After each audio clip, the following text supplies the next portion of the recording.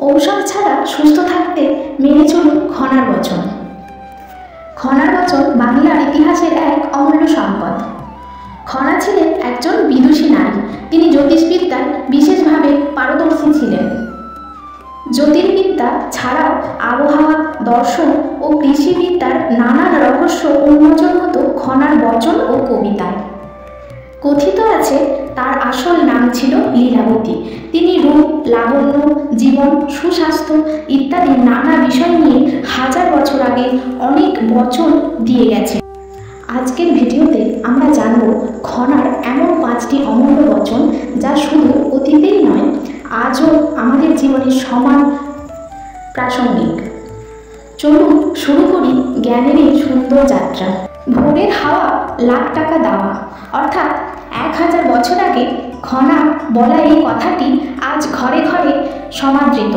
খনা এখানে বলেছেন, আপনি যদি বেলা পর্যন্ত না ঘুমিয়ে ভোরে উঠে প্রাতঃভ্রমণে যান, ভোরের হাওয়া রোদ গায়ে লাগান, তাহলে সুস্বাস্থ্যের অধিকারী হবেন এবং আপনাকে ঔষধের পেছনে লক্ষ লক্ষ টাকা খরচ করতে হবে না।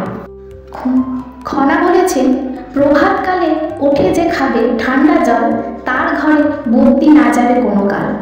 অর্থাৎ ডাক্তারও বলেন সকালে খালি পেটে জল পান করার কথা। 1000 বছর আগে খনা এই কথাই বলে গেছেন যে সকালবেলা খালি পেটে 1 বা 2 গ্লাস ঠান্ডা জল পান করবে, তার সহজেই রোগ ব্যাধি হবে না এবং তাকে ডাক্তার বা বদ্যির কাছেও যেতে হবে না। তেল তামাকের পিত্তনাশ যদি তা করো 12 মাস। এর অর্থ অতিরিক্ত তেল খাওয়া এবং তামাক সেবন সুস্বাস্থ্যের জন্য কতটা ক্ষতিকর তা আজ আমরা সবাই জানি। খনা তার বচনের মাধ্যমে আমাদের সতর্ক করেছেন, যদি আমরা অতিরিক্ত তৈলাক্ত খাবার খাই এবং তামাক সেবন করি তাহলে আমাদের পিত্ত নাশ হয়, অর্থাৎ পিত্তের ক্ষতি হয়। 12 মাসে 12 ফল, না খেলে যায় রসাতল। অর্থাৎ প্রতিদিন খাবার খাওয়ার পাশাপাশি 12 মাসের ফল খেতে হয়, তা না হলে স্বাস্থ্য ধরে রাখা কঠিন। খনা বলেছেন, প্রতিদিন ঋতুতে আলাদা আলাদা ফল পাওয়া যায়, যেগুলি খেতে হবে, না খেলে রসাতল অর্থাৎ স্বাস্থ্যহানি হবে। ডাক্তাররাও আজ এই একই কথা বলে থাকেন। অল্প আহার অল্প কথা, তাতে থাকে প্রাণীর ব্যথা।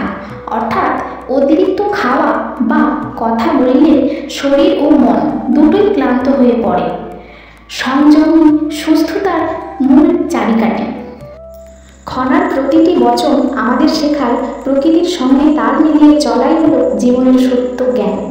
আশা করি এই 5টি বচন থেকে আপনারাও পাবেন নতুন কিছু ভাবনার দিশা। যদি ভালো লেগে থাকে তবে লাইক শেয়ার করুন আর ভক্তিবার্তা চ্যানেলটি সাবস্ক্রাইব করতে ভুলবেন না, যাতে খনার আরও অমূল্য বচন ও প্রাচীন জ্ঞান আপনি সহজেই পেতে পারেন। ধন্যবাদ। ভালো থাকুন, সুস্থ থাকুন।